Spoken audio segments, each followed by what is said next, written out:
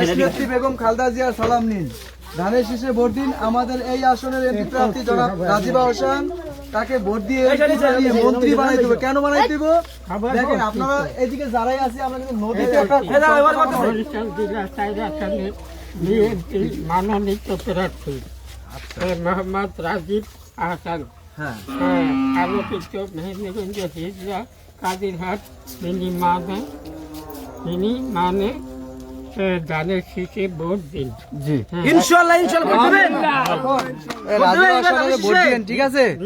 রাজীব ভাইরে ভোট দিলে অনেক কাজ হবে আমাদের এই আদর্শ নগরে, ইসলাম মেহেন্দিগঞ্জ কাজিরহাটে। আমি একটু বলি, হ্যাঁ আমি একটু বলি, ধরেন দেশনেত্রী বেগম খালেদা জিয়ার আপসীর নেত্রী, তার মার্কা ধানের শীষ।